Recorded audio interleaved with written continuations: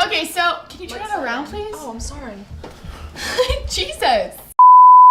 Hello, everybody. My name is Kate.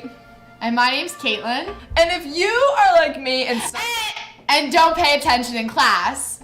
right, sometimes paying attention can be a little hard. You start nodding off. You don't really know what's going on.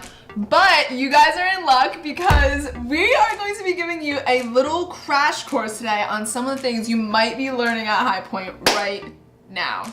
So here we go.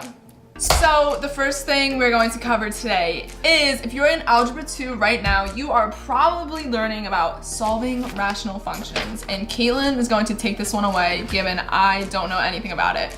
So the first step in this is finding least common denominator, and once you've done that, you can set it equal to all the numerators and then cross stuff out and solve for x. And solve for x. If you can solve for x, you can do anything. That's what I've learned this year. Yep, and that's the facts. Since I'm a sophomore and don't know much about history, I think Kate is gonna take the history. US History 2, right now we are covering the 60s, which means hippies, music, JFK, and Vietnam. Pretty much that's all you need to know. JFK was sadly assassinated. The hippies were anti-war. The Vietnam War was horrible. That's pretty much the gist of what we've been learning the past week or so. That's all I gotta say. I'm just getting a phone call, hold on. Okay. So, chemistry is a little different in the sense that we both know what we're doing.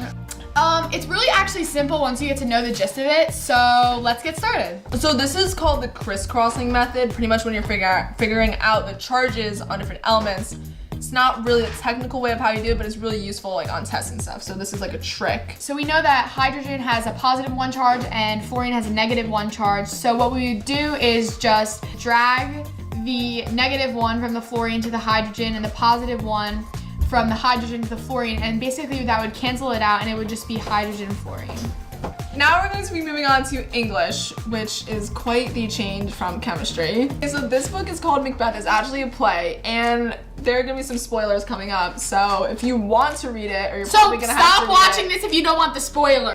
You got Lady Macbeth, you got Macbeth, and then you got King Duncan. Pretty much the try, that's all you got to know. The 3 people. So pretty much Lady Macbeth convinces her husband Macbeth to kill the King of Scotland, King Duncan, because she wants him, Macbeth, to be king, even though Macbeth is a normal guy and like doesn't really care. He's like, no, I'm fine being a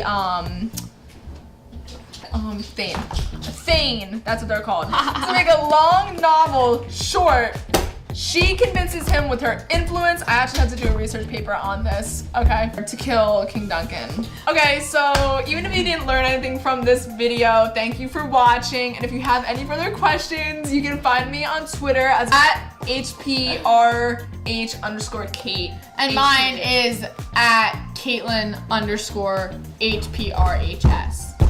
Why is yours backwards? That's the way it's supposed to be, boy. Boy, no, it's not.